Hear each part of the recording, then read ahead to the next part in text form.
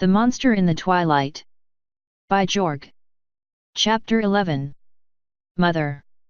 The treehouse overlooking Sweet Apple Acres was normally a place for the cutie mark crusaders to plan their latest assault on the dull, everyday life of Ponyville citizens, documented by Featherweight, and with twist on location for apologies, bandages and recovery candy.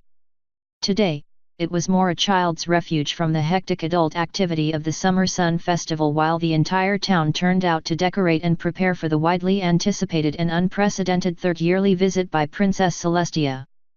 Unfortunately, that included the not-so-widely anticipated visit by her personal student, who was responsible as much as that word ever applied to her for making sure all the preparations were in place. To make it worse, she preferred to take 2 days to do a job that should have only taken her a few hours. Feels like we're in prison, moped Apple Bloom.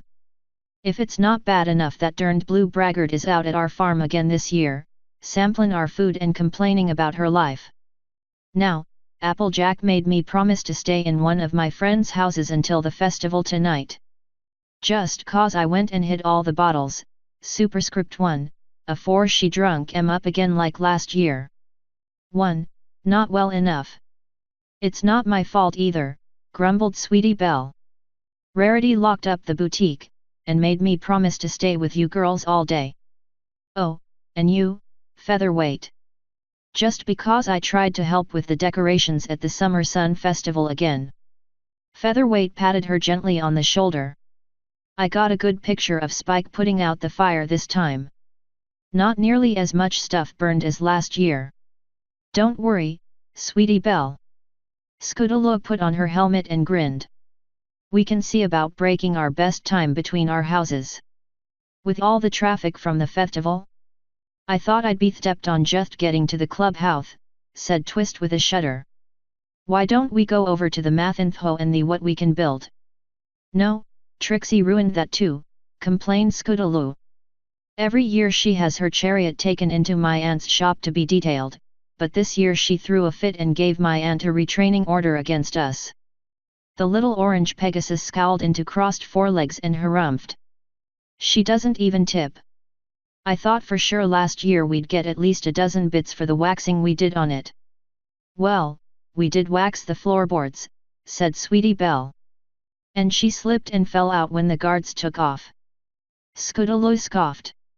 They hadn't even gotten over the roofline. And that wheel was probably going to fall off anyway. Her grabbing onto it didn't help. Featherweight chimed in, at least I got a good shot, even if the newspaper didn't want to print it.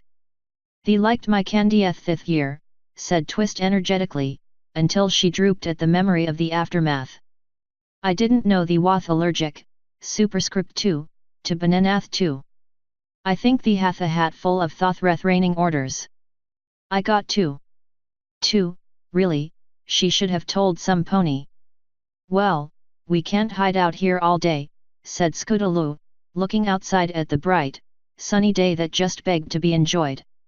Aeon oh, mumbled Monster in the corner, buried in a book. Through Scootaloo's careful scrounging of yard sales and the used bookstore, the clubhouse had accumulated a substantial, although eclectic, book collection that could, if looked at in bad light, be called a library. And subsequently had acquired, if looked at in a very bad light, or preferably complete darkness, what could be called a librarian. I know what we can do, announced Scootaloo. Remember last year when Princess Celestia visited, and she met with all kinds of ponies? This year we can introduce Monster to her. The princess is just about the neatest, most kind pony in the whole world. I'll bet she could help Monster get over her fear of, well, everything. Hiding in the corner, Monster whimpered faintly and tried to vanish behind her book. Are you sure that would be a good idea? Asked Twist. Monster can be frightened by about every pony. Sensing the rising levels of stress in the corner, Twist trotted over and offered a licorice stick to the frightened unicorn, which seemed to help, as did a second. Yet, she kind of had a bad reaction to the picture of Apple Bloom, glanced at Monster and lowered her voice. You know who? I mean, she's royalty, so about every pony gets all flustered and nervous around her. Sweetie Belle sighed in resignation. I think she's been sick lately too. My sis has dashed off to Canterlot a couple of times this year on a royal emergency. It's supposed to be a secret, but the you know who has lost a lot of weight. The fashion magazines have gone just berserk about skinny models this year. Tell me about it, complained Scootaloo with a confirming growl from her stomach. Aunt Fix has been on her diet forever. If it wasn't for Twist, I would have forgotten what chocolate tastes like by now. With a glance at the shivering monster curled up with her books, Scootaloo opened her saddlebags and held out a small box. Would you like one? A violet aura wrapped precisely around one of the two remaining chocolate cherries and conveyed it to an appropriate fate. While Monster chewed with a look of positive bliss across her battered face, she groaned in pleasure. You want one for your mom too? Scootaloo gave a longing look at the last chocolate, and stuffed the lid back on the box before pushing it over to Monster. Go ahead. The whole group watched as the box levitated up, and then seemed to pass through a razor-thin gap in the world, vanishing from view. It was very cool no matter how many times they had seen it. Did your mom teach you how to do that? Asked Sweetie Belle with a note of depression. She still could not do any more than just sparks with her horn, while the other unicorns in their class were all the way up to writing. Dinky could even juggle, although just muffins. Monster's head bobbed in the affirmative. I know what we can do. Road trip, shouted Scootaloo, digging into the chaotic mess of raincoats, galoshes, and sweaters that filled one corner, superscript 3, of the clubhouse, flinging on her saddlebags and grabbing for her scooter. It solves all our problems. We can go out to Monster's house for the afternoon to get away from being underhoof in town, and have an adventure in the process. How are we set for supplies? 3. A place to quickly shed all those extra rain boots, coats, and sweaters that big ponies tended to force little ponies to wear in the nicest of puddle-splashing weather. A dozen cupcakes and about a pound of jawbreak earth, said Twist, tossing on her own saddlebags. 14 image crystals and a telephoto lens, said Featherweight, hefting his bulging saddlebags on over his photographer's vest. And some pictures. Well, Applejack did make me promise to stay at a friend's house, and Monster is a friend, said Apple Bloom after due consideration. I'll fill up my bags with early delicious on the way. How about you, Sweetie Belle? Rarity packed me a quiche, and some broccoli florets. But I traded some of the chocolate-dipped Sweet Dreams Oaty Nutty bars from her stash for my low-fat alfalfa chews. That way she can't cheat on her diet anymore. All right. Cutie Mark Crusader's house visit. Doesn't really have a ring to it, said Sweetie Belle with a frown. Asterisk asterisk. Asterisk asterisk. Why won't you ride in the wagon? We could go so much faster, groused Scootaloo, plodding along at a snail's pace behind Monster, with the rest of the students either in the wagon or flying along behind, taking pictures. Their guide into the Everfree simply grunted and carefully skirted a field of blue flowers, taking very specific care to make sure Scootaloo followed in her hoof prints. Monster seemed to be preoccupied, not showing any interest in the handsome large river serpent they passed by, 4. Or the narrow cliff they skirted, 5. Even when they traveled by a bunch of scary dead trees frozen into expressions of terror, 6, she just kept plodding onward. The only sign Monster was even aware of being followed was the violet aura that grabbed Scootaloo's scooter whenever she stopped to get a better look. It took over an hour of travel through the forest's dangerous entertainments before the narrow path went over a low hill, and the little fillies all gasped at what they saw. 7. 4. With many photos taken, including several that looked suspiciously posed to get the best view of his fantastic mane and mustache. 5. No pony admitted to being scared, although they all gave quite a few nervous looks down the cliff. 6. Which probably would have been more scary in the dark. 7. Except for Featherweight, who was too busy taking pictures. You live in an enchanted castle, sighed Sweetie Belle in a romantic reverie, looking at the shattered towers and overgrown walls surrounding a huge castle that took up much of the area ahead of them. Does it have dragons, or ghosts, or forest creatures who do all the chores for you? It's a real fixer-upper, said Twist, once she had recovered from slack-jawed amazement. She looked up at the broken windows and collapsed roofs on all of the huge buildings, the vast majority of which had completely fallen to neglect and years of overgrowth, and added, loth of fixing. Oh, horse feathers, said Scootaloo with a dismissive wave. My aunt could have the whole thing in perfect condition inside a week.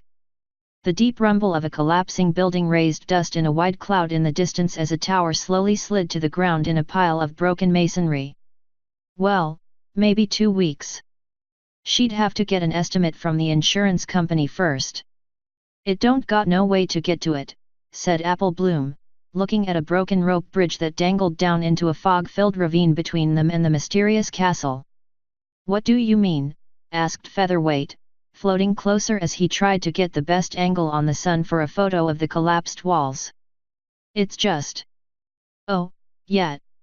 No wings. Further study of the huge ruined castle was placed on hold by Monster, who gave an embarrassed clearing of the throat. She was standing by a thick rose hedge that took up most of the side of the road, and for some reason, she was picking roses off of it one at a time and floating them over to her friends. Why, rasped Monster, taking one of the flowers and eating it as an example. Icky is right, declared Sweetie Belle, sticking her tongue out with half of the rose still on it. They're bitter. All right, I'll eat it, she continued when Monster gave her a sharp look. They probably have vitamins or minerals in them. Once she had made sure every one of them had eaten a rose, Monster brushed up against the thick rosebush, which seemingly recoiled at her touch and left a pony-sized hole in the prickly branches. Putting on a smug expression, she led them all through the thorny hedge, although each of the little ponies shied away from the sharp branches which barely touched them gently on the side as if they were just combing their manes. The little ponies emerged on the other side of the hedge in front of an immensely thick tree, which towered up above the encircling rosebush with obvious signs of open windows and a solid-looking door. Well, I suppose a treehouse almost as cool as living in an abandoned castle, said Scootaloo, looking up into the huge tree. Are you kidding? Sweetie Belle nearly did a backflip on the grassy ground around the tree. She lives in a giant treehouse right next to a giant unexplored castle. How much cooler could it get? Featherweight flapped higher to look over the top of the thorny wall at the castle in question. It could have ninja ponies in it. Or pirates, suggested Scootaloo. Sky pirates with their airships in the treetop. Or spooky goths in the castle basement, added Twist. Or could there be a zebra in this tree? Nah, scoffed Scootaloo. Zebras aren't as cool as ghost ninja pirates. Hey, wait. As one, the entire group turned to look at the strange striped pony standing in the doorway to the treehouse. She looked almost exactly like the zebra picture in their world history book, except for the single gold ring around her neck, and one around her ankle. 2 large gold hoop earrings completed the outfit, which contrasted well against her 2-color coat and her short cropped mane. Monster sat rather nervously at the zebra's hooves, trading glances back and forth between the zebra and her friends with a look that the little students quickly recognized as an "I didn't get permission before bringing you over" plea. Hello, Mrs. Monster, said Sweetie Belle, trying to sound like her big sister did when she met important clients. Is Mr. Monster at home? What's this? Is it a monster you think I be? Just because I live in a secluded tree. The zebra mare looked down at the little fillies with a twinkle in her eye. Please forgive me my jest, dears. It's just been so long since I've had guests here. Friends of my little flower you must be, having traveled so far to reach our tree. Her name is Flower? Asked Scootaloo, wrinkling her face up in disgust while Monster appeared to be finding a nearby blade of grass positively fascinating. Yes indeed, little steed. I am Zekora, of the forest Everfree, said the zebra with a nod of her head. I am a zebra, as any fool can plainly see. I can see that, said Scootaloo. This is my daughter, adopted as she may be. I named her Flower, to which she disagrees. Behind the zebra's back, Monster stuck her tongue out and made a gagging face. Sweetie Belle asked, "Is your husband a zebra too?" "No, only my little flower and I reside here. Alone, for we have no stallion inside, I fear." "You talk neat," said Twist, trotting up with a grin. "My name is Twist. I'm Scootaloo, ma'am. My name is Sweetie Belle. I am Apple Bloom. Yes, my little flower has shown me many pictures of all of you. Although, of that one, we have very few." The zebra looked up rather purposefully at Featherweight, who suddenly seemed stricken for words. Hi. I'm Featherweight. And, we don't have to rhyme when talking to you, do we? Because not much rhymes with my name." "Of course not, little tot. It is just a convention to which I pay little attention. I do not wish to offend, but it would be best if you descend. It is not safe for you to fly around. The thorns protect only those who walk upon the ground." "Hey, wait a minute." Featherweight looked down at them, then over at the castle and asked, "If I could have just flown over the thorn bush, why did I have to eat that nasty flower too?" Asterisk asterisk asterisk. The inside of the tree home was just as exciting as they thought, with strange spooky masks and shelves filled with fascinating bottles and powders. The 5 little ponies had a great time exploring the mysterious rooms and little nooks, looking out the windows at the strange castle ruins, and examining Monster's large collection of books even though they were all written in a language they could not read.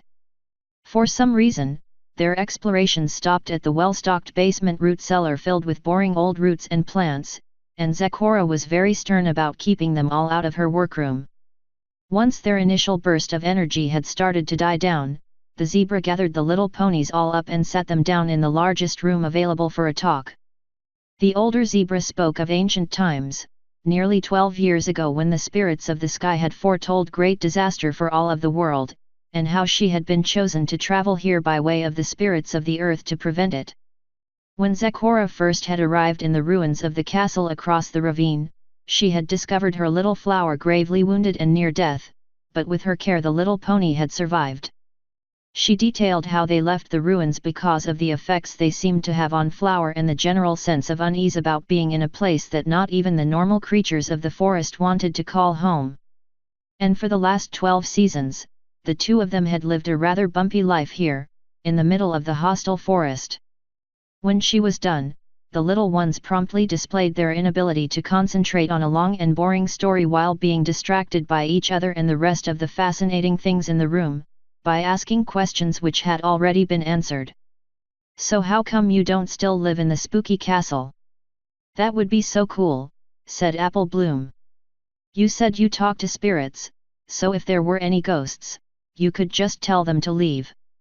Zecora suppressed a sigh of frustration. "There are things in those ruins that ponykind was not meant to know, so I packed up my things and away we did go. There was much to take, so we could not go far. This tree was here, so now here we are. Although for the coming of darkness I was supposed to prepare, now it seems my only purpose is for Flower to care." "How bad wath Flower hurt?" asked Twist, trying not to look at Monster's disgusted reaction to her mother's choice in names. The zebra drew the badly scarred unicorn closer with one hoof, and slowly began to stroke her short-cropped mane. "Her body was broken it appeared to me, but her heart was a greater loss I could see. A body is tough and can heal with only scars to show, but a mind is delicate in her recovery." Zecora sighed and blinked away a tear. "We may never know." The zebra leaned against her adopted child and nuzzled her behind an ear. "A mother I was not prepared to become, but once I was here, she needed me to be one. Our life together has not been without cost. Last fall, I had even thought she was lost."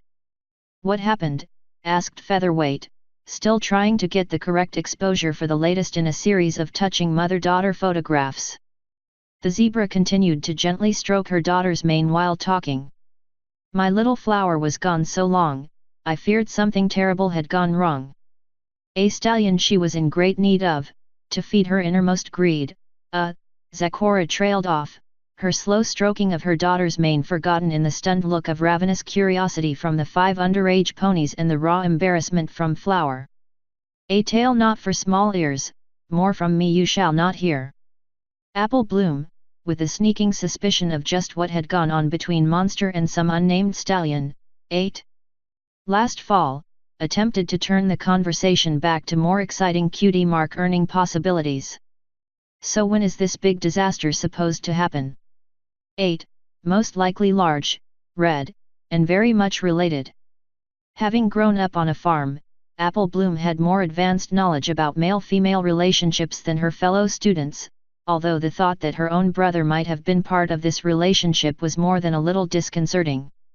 Zecora produced a hoofful of powder and blew it gently up into the air, where it formed into glittering stars against the ceiling. Indicating one particularly small cluster of stars, she intoned, 2 years ago is what we thought, but somehow the destruction has happened not. The stars that shine upon the night sky's face were to tell us both the time and the place. The indicated star shifted position slightly and moved. Now the star which predicted this event, has moved to where it was supposed to be sent. So the disaster which was long delayed, will happen soon, to my great dismay. Any idea when? Asked Featherweight, checking his supply of extra image crystals just in case. Exactly when, I cannot say. It might even be today. The stars show both what was, and what will be, so precision is one thing I cannot see. Only an Imitabiriwa Anga can talk with the stars, a gift that I must say is not one of ours. The little ponies were distracted when the zebra and Monster suddenly looked to one side of the room where one of the large scary wooden masks was hanging on the wall. Zecora looked concerned, and spoke directly to the mask. What is it you say, O wise one of the air? There is nothing to fear, but we should still beware. Scudalo gave a yawn and asked, Zecora, who are you talking to? Not all that exists are things you can see. There are some tricks here, within my tree. The faint rattle and hissing of an object on the floor behind the small ponies drew Monster's attention. She got up to investigate, but stopped when Zecora abruptly held a hoof across her chest. Did you not hear the words she said? If we interfere, they will all be dead. The zebra's gesture swept over the small ponies, all collapsing onto the floor with loud snores. I know not what she sees, but we must trust in. Wavering, the zebra fell to the floor with the small ponies, leaving Monster to collapse moments later when the sleeping gas took hold. ******. It only took a few minutes for the sleeping gas residue to clear out of the tree before a series of identical white Pegasi in golden armor began to slip in through the open windows to remove the sleeping ponies back to the place where they would be imprisoned. The last white Pegasus to leave the tree paused to extinguish the fire burning under a large pot in the workroom, and carefully checked the rest of the tree for untended fires. It would not do for any unwanted incident to alert Princess Cadence and her entourage to the upcoming ambush. After all, the Queen of the Changelings had planned many years for this day. And everything was going to be perfect. Author's note. This chapter goes from late spring to summer, up to June 20th. June 21st is the summer solstice. End author's note.